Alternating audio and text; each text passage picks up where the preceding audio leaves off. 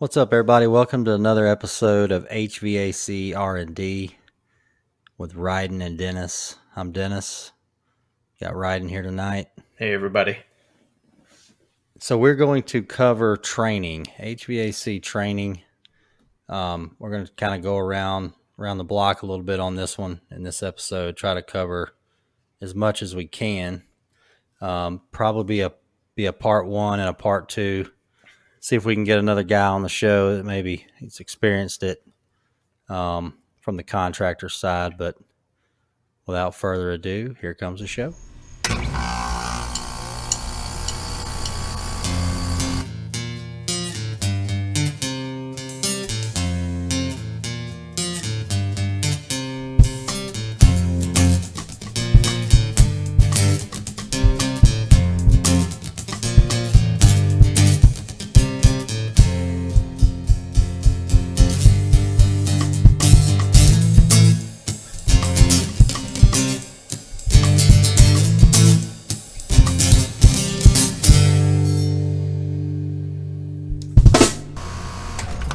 And here we go.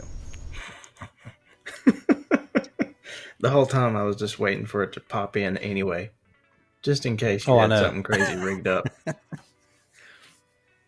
Thank you, Corey, for bringing us in. That's Corey Wilkins there playing the drums in the background. That may or may not have been me playing the guitar there. Just saying. Don't be so modest. Corey's my son. I'll try to get him on the show at some point. 15-year-old. Pretty good little drummer. Got him a little YouTube channel. We'll have to give him a little shout out on here every once in a while. Get some people to follow him. And Dennis is downplaying his kid. He can wail. He tries. He's getting better. Yeah, he is.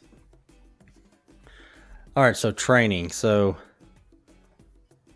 it's training season. Not sure when you guys are going to listen to this, but it's rolling up into fall. Of course, it's COVID-19 season. I guess we're going to start calling it that. Is that going to be a thing? I guess I don't know. Probably. So if all y'all don't know, we're on the distributor side. Ride's outside sales territory manager. I'm a tech support and training. And you know, last year I've only been doing this a couple years on the distributor side, but rolling up on 3. You know, did the death by PowerPoint in the hotels. You know, you try to get as many people as you can in there. And I've just been constantly trying to come up with stuff to get guys in there. In North Carolina, where we're at, we do not require continuing education for training.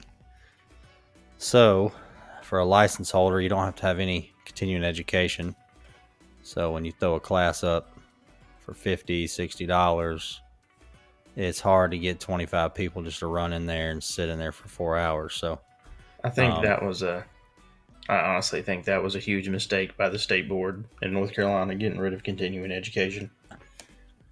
Well, you say that. Now, my counterpart down in Georgia, no, I mean, I agree. I think you almost got to make them get in there. But so my counterpart in Georgia works for the same company as us.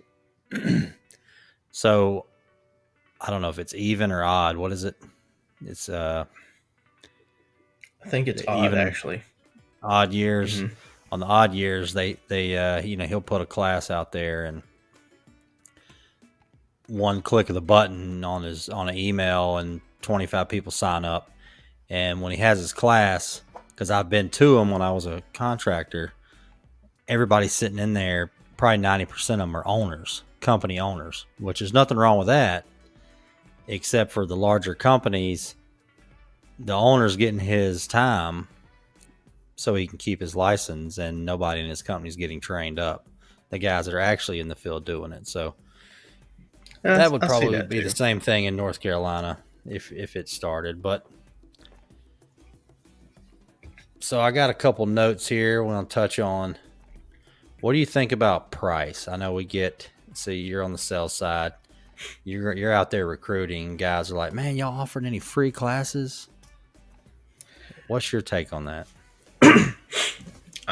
I've been asked that time and time again. I know there's been different periods of time where we were trying to get a customer to start buying from us. So we might be willing to give them, a couple training sessions for some of their guys, Right. just to help build some more knowledge for employees, to maybe kind of help them nudge the owner over the line. If his guys like it, then it's a move he's more apt to maybe make or be okay making, because he's not going to think he doesn't have the support of his employees.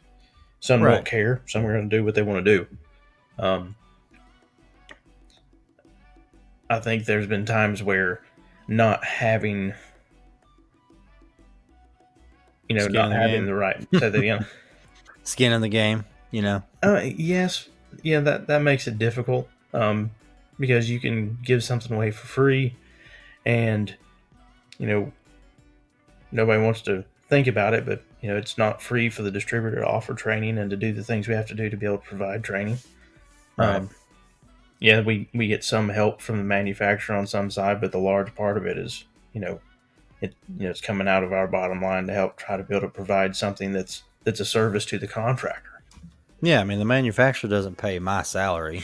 No. I mean to train, stay overnight. Yeah, I mean they try to help co-op stuff when it comes to books and stuff like that. But yeah, it's not a.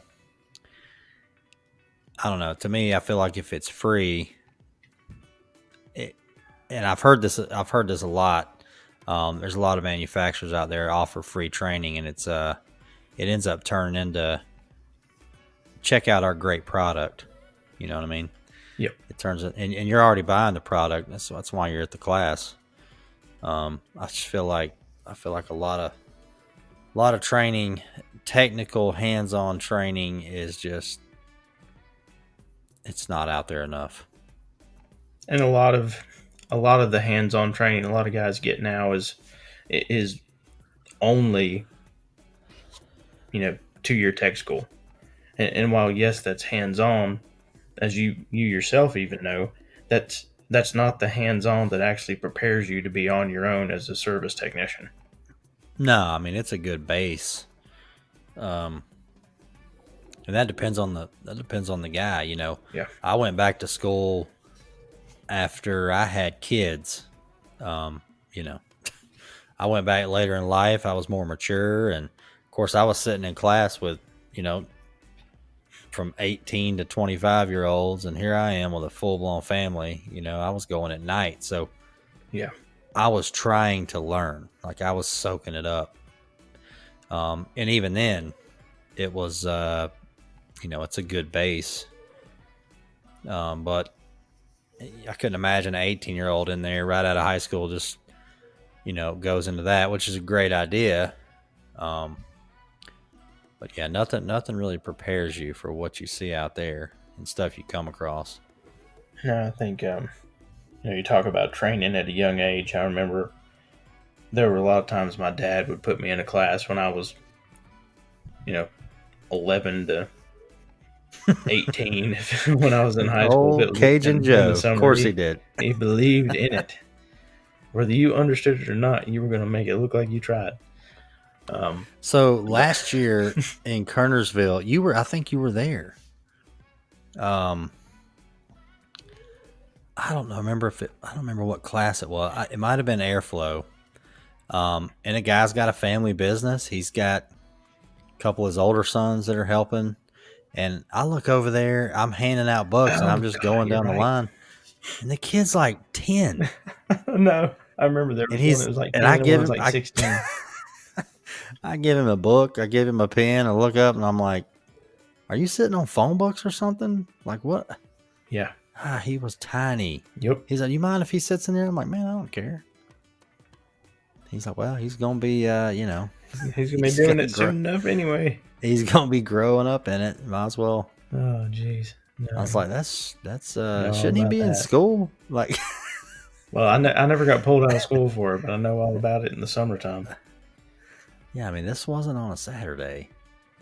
Um, so what do you think about types of training?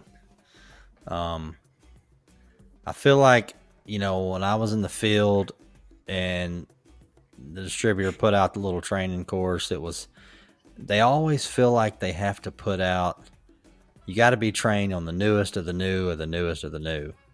Yep. Um, and it seems like it's always leaning towards the technician, which is fine. Um, but I feel like a lot of these distributors just checking the box off. Yep, we did training this year, you know. No, Um, I feel that way too. And I know you touched on a little bit before how a lot of times what's disguised as training to some people turns into a product orientation. right. I know there was a former mini split brand we dealt with that was great at that. Um, you'd think you were going to tech training, but you were just getting the same 8-hour sales pitch you got the last 3 times you went to that class. Yeah, they had some long classes. I feel like I got to draw the line at 4 hours, and yeah, it may go by fast, but it's a long time for one to keep guys out of the field. That's why we try to, obviously try to do it in the fall and the spring. But um, what do you think about as far as types of training? I feel like, and of course, some people, they're going to cuss me for this, but in-home sales, No, I technicians completely selling agree. techs, comfortable dealing with a homeowner. I feel like a lot of that training's kind of left out. I think I think you're exactly correct. I remember really the best one-on-one learning to deal with the homeowner training I ever got wasn't even in heating and air. I sold I sold life insurance for about 9 months between college graduation and then going back to heating and air. Um, but I will tell you, you start learning to deal with objections in a whole different way. Life And insurance. you talk about a racket too. Oh, Um, yeah.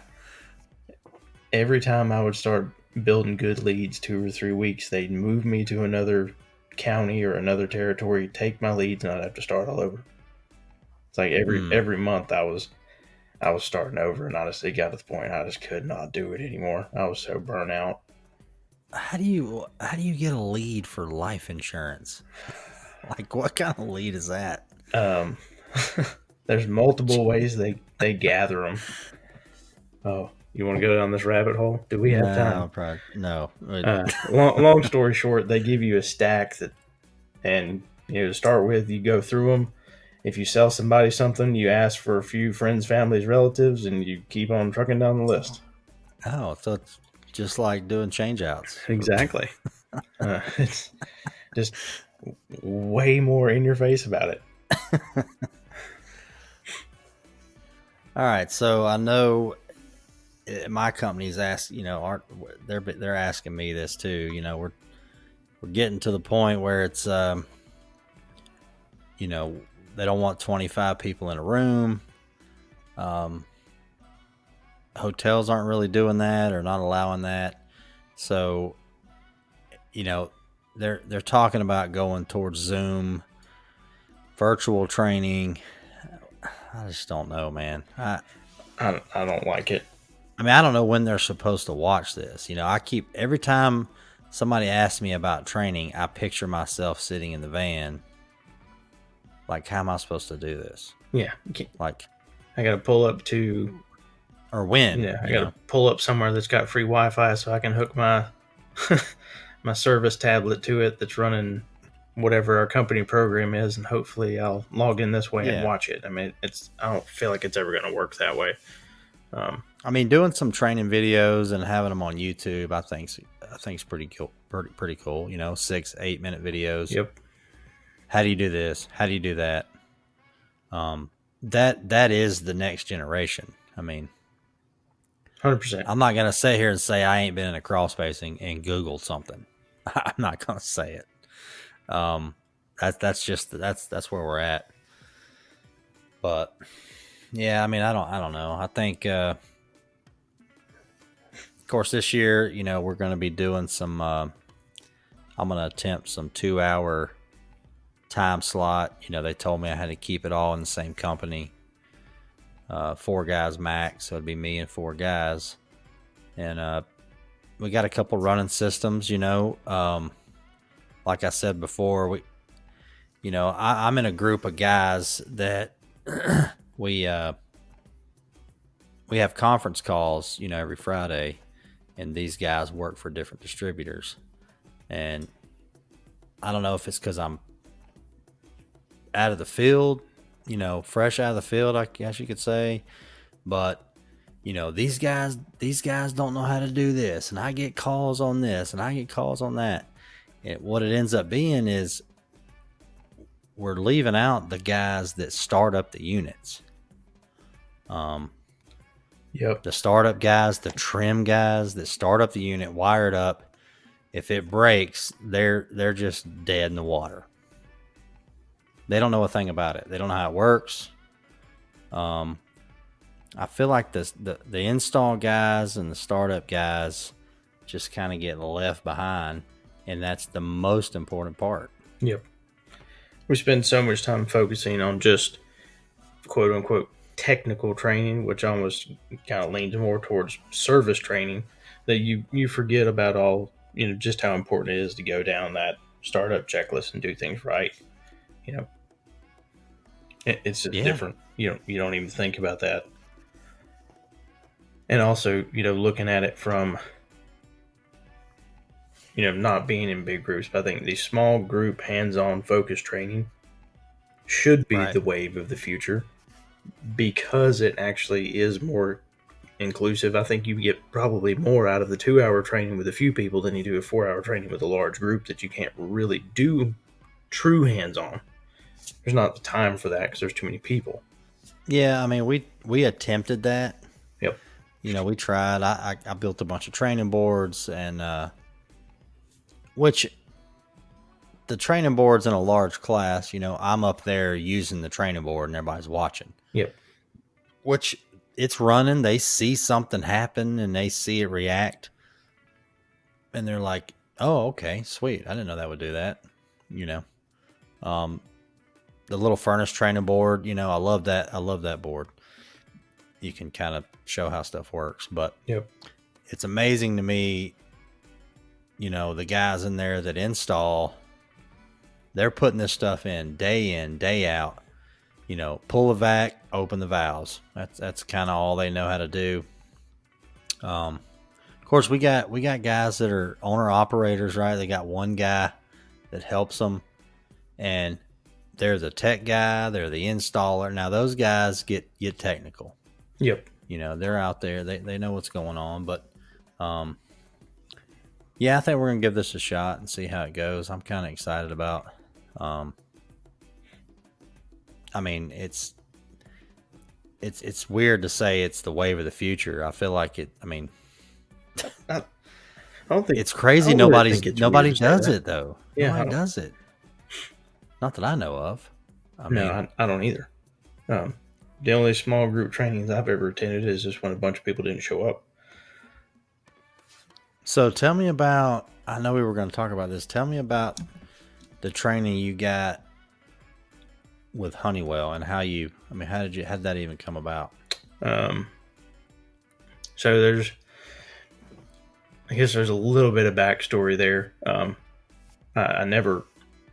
That was distributor training. I was working for a very, very, very large distributor.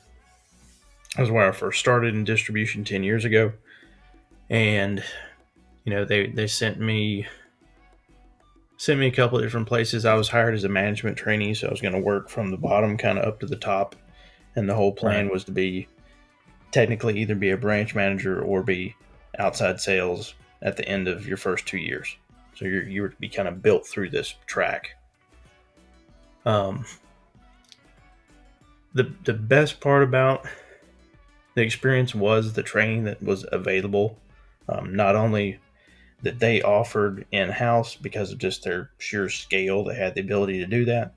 Didn't Um, they had a massive training place, right? That was oh, it all. was. They not only had a massive training place, but they had a huge um, online database to learn, all the product. You could learn sales, different things. If you were, Right. I mean, you could earn bonuses by doing training, all kinds of stuff. So it was very highly encouraged. It was probably the best part of said company. However, it was not enough to make me stay because everything else was a crap show.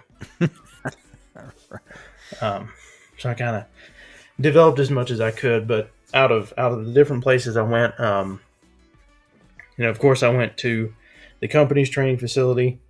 I went to Honeywell, and then I also went to our primary unitary product manufacturer. Um, Out of all of them, the Honeywell trip was the best for multiple Right. reasons. Um, the biggest part was out of all the different ones, I learned the most in class of any of them. And the reason I learned so much was they were the only one, which in this plays perfectly into what we're talking about.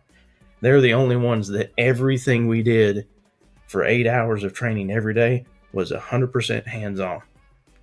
At least, Of at course. least at Yeah. I mean, one that's point during every section. So, well. I mean, I was talking to my boss the other day, and I was telling him about what we were thinking about doing with the hands-on running equipment for 2 hours. I mean, you can get a lot done in 2 hours, but you got to get right to it. You know, there's not going to be lunch, there's not going to be food and all this crap. You got to get right on it.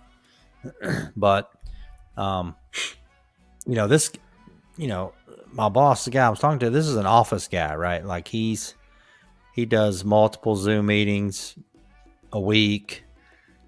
Conferences here, meetings here, and I've seen him. He can't sit through a a PowerPoint. Like, he's out. Um, and he said, you know what? You're right. He said, you can't expect for guys that are hands on. They work in the service industry to come into this hotel. Um, they're probably a little uncomfortable as it is coming in there. They're sitting next to a bunch of contractors that they don't know. or that they're competitors with and don't want to They're know them. competitive with. Yeah. You got the company walks in, everybody's dressed the same in their get up, and you're like, oh, there's those guys because they're Yep. massive in your town. Mm-hmm. And then you got, you're in the back with um, you and your buddy, and you bid against these guys day in and day out. I mean, there's some tension in there. And then they're going to sit there through 4 hours of me clicking through. I mean, I try to make it as entertaining as I can, but there's only so much I can do standing up there. Um, yeah, he's like, man, you can't expect for these guys to learn like that. And I just feel like that's where we're headed is, distributors are just like, yeah, we offer training. Here it is. Check the box, move on. What happened to actually trying to offer a training service? I mean, Yep. And that's, I know you and I had a brief discussion about that. We were in the office today.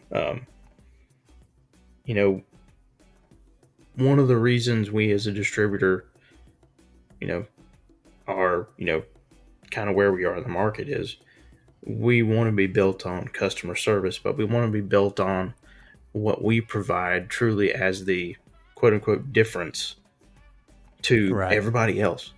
Um, and being able to offer the true hands-on training, I think is great for, the training perspective, obviously, because that's what we're talking about. I also think it's very good for the sales perspective because you're offering the same level of training no matter who it's to, the same price. Right. And four guys from the 8-man company can feel like they're being, red carpet treated like they're four guys from the 300, employee company Oh because yeah. it's Yeah. their period. It is their training as well as Yeah. ours. Like I said, I'm going to try to, I'm going to try to, ask whoever I got for that 2 hours, what do? You installer, are you a technician? And we can kind of go in that direction. We got to try to stay on track. Uh, you know, the class is a startup class, so I mean we got to try to stay on that. But if they're to a different level, it's definitely changes the class a little bit. But if you got 25 people in a hotel room, it is what it is. Yep. Now, don't get me wrong. I've gotten information from classes like that. I've went to them. And I we all went to a have. bunch of them. We'll pick up our bits and pieces, but Yeah, you got to go to 25 of yeah, them. it's very hard to be that engaged for that period of time. Just when you feel like it's just droning on. So, what do you think about training? I don't know who offers it. I'm sure some people do, but um, I get these calls. Hey, come to my shop. We got 5 or 6 guys. Can you come to my shop and do this training? I mean, I don't know. Are there any distributors out there doing stuff like that? This is the first Not, distributor I've worked for, so I'm just not I've sure. never seen it done outside of we're loading up a unit and we're going over there. We're going to show them what it's all about. Now I've seen that Right. done in quite literally the let's put a condenser in the back of a pickup and go over there. I've also seen let's load up this running system on a trailer in our little showcase. But Yeah. both of those things accomplish the same goal. We're showing them the product, but we're not training. Right. You know, the only time I could truly see doing something like that, like going individually to someone's shop, is if they actually have a dedicated, conference room, training room, something for training where you can actually be in there and train. Because if you go and you're trying to train out in a guy's metal shop, there's other employees moving around all the time. The phone's ringing. There's distractions. I don't think it would ever really work the right way. I think it would be road paved with good intentions, but I don't think it would work right. And I think it would. I really don't think it would work. No, I mean it sounds like a good idea. I mean, we've had some companies. We got a company we just brought on. They got a massive training room, state of the art. He's like, yeah, man, you can come up here and do your classes for up here. I'm like, we're not bringing other companies into your. No, I've had a big distributor in another state, or not big distributor, but excuse me, a big contractor in another state that had a situation like that. That wanted to use their own room and let us host stuff, thinking they were doing us a favor. I say, man, that's never going to work. Yeah, and that's the stuff that you think about when you get on this side. Get on the distributor side, it definitely changes. So we're gonna have Zach, old Zach. He's a counter guy for us. Oh, don't downplay him. He's we're moving gonna up have the chain. Assistant manager. He's getting there. Assistant manager, yeah. Yeah. So Zach, a little backstory on Zach. Well, it's not a backstory on him.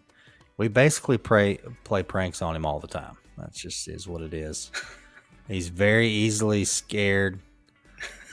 He zones out a lot, so Sorry, I can Zach. scare him. Yeah, man, I can scare him, and then when 10 minutes later, I can scare him again, and it's just as good.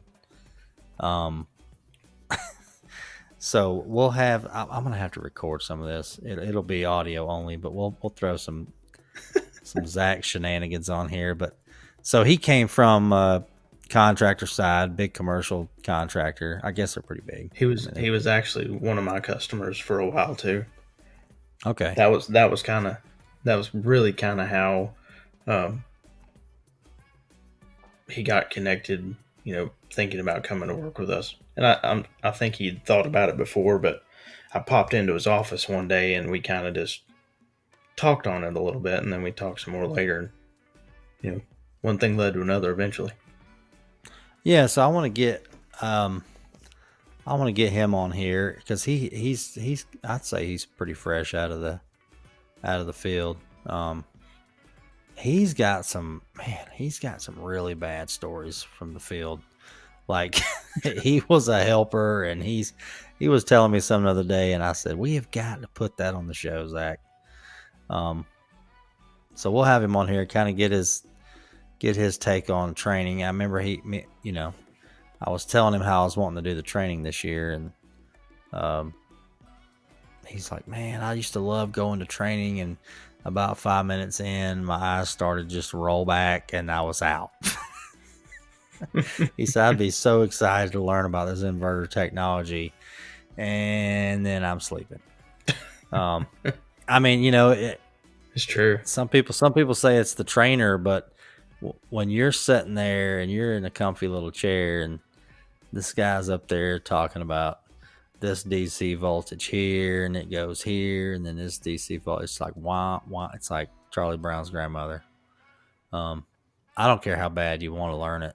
It's just, it is what it is. So we'll have Zach on here, and I'm pretty sure we'll go down some massive rabbit holes with Zach. I can't wait. We gotta get him set up here. Figure out what kind of recording gear he's got. So you got anything? Well, I had a little conversation with your good buddy Cajun Joe, my father. yeah. Everybody, my father, born and raised in Nolland.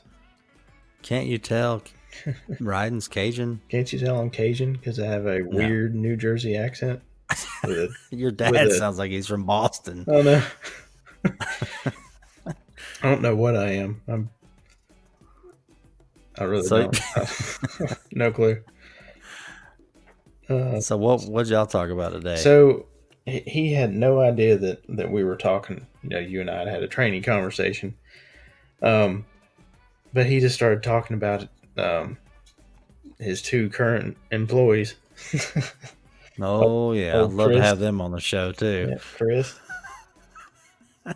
He looks like he could be Chris Stapleton's brother. Yeah. And then, what a character! Dang it, I can't remember the other guy's name. I've only met him once. Chris is just—he's it. Chris is the personality. Yeah, the other guy, I'm not sure. I think it's Pete. If it's not, and not Pete, you listen to this, I'm sorry. Get mad at my father. Yeah. for ratting you out. But no, Dad was talking about consistency of workmanship. He said, it's not, that's not something guys are trained, in a lot of places. They just, they'll throw something up there and it looks good enough and they move on. And, he was Tell talking that about, warranty. Yeah. And he said, these guys threw something up the other day, and Dad looked at it and he said, what do you think? He's like, oh, it looks good. And he said, are your eyes crooked? Why don't you put your level on it? I mean, he's always got a. So they install and everything, right? Oh yeah, they do everything. Chris is getting to be a half decent tech. He's pretty decent. Yeah, I mean, at least over the phone, he's not bad. He's gotten well, or a lot better the last year, I think, is where it's really starting to all come together. He seems like he's interested in it. He is. I mean, but the other thing, he was really talking about too is consistency. Even wiring systems on the same job. For example, I was on a service call today. He was putting in three I-waves for a municipality building. Yeah. 3 systems, 2 Bryants, 1 carrier. All 3 of them have the same, or laid out the same, but all 3 of them were wired different. So he ended up rewiring all of them to be, uniform across the 3 of them. Because, they would use different colors for different things. He said it was an absolute mess. Yeah, get the colors on a thermostat and low voltage, especially on a heat pump, that's a whole nother show. You do get I mean, because everything you're trying to save time. You get out there and Yep. you're like, oh, the yellow. If it's an older system, I used to love the blue. Blue is cool, so blue is going to be our cooling wire. Yep. I used to see that on the 60s and 70s. I remember black. A lot of brands got black as common. Now I get guys on the phone. They'll call me. My blue is my common. And I'm like, well, is it hooked to common? Well, it's blue. Well, I mean, I don't care what color it is. Is it connected to the C terminal? Oh, no, it's connected to the B terminal. Oh, because it's blue. Oh, Jesus Christ. Here we go. Yep. Okay, I tell you what. Unwire the whole thing, and we'll start over. Because now I don't know what's going on. What do I do with this pink wire? I don't know. Let's just save that. Old Cajun Joe. Oh man. Let's see. What else did he talk about? Oh gosh. I'm sure he talked to you a lot. He was telling me about telling a homeowner that if here's one. I know this isn't on the training topic, but it's a good Cajun Joe story. He was saying they were working on this lady's house. They were changing a mobile home system, and where it had been before, there had never been a louver door or there had been anything else up there, and this one was behind a washing machine, behind a sheet of plywood with a grill cut in it. The unit was behind the washing machine? Behind the washing machine. Were there pigs in there? No pigs. No pigs this time. Okay. Jeez. But, he's like, man, we're going to take this out of here. We're going to put you in, a nice louvered door in here. And she was saying, she's like, you're not going to leave it the way it is? He's like, oh, no, ma'am. He said, if one of my guys did this, I'd tell him I'd put my foot so far up their butt that it'd take surgery to get them out of it, or get it out of them. And she said, you'd say that? He said, yes, ma'am. Yes, ma'am. Yep. That'd be the clean version of that. Oh, man. Oh, yeah. When I get Chris on the phone, he's something else. I mean, this guy, he literally sounds like a banjo talking. But he is sharp. Like, he's really sharp. He is. When he's in class, he is not scared at all to be like, what would happen if you shorted that out? And I'm like, that was a good impression. Yeah, like, why would you ask that right now, Chris?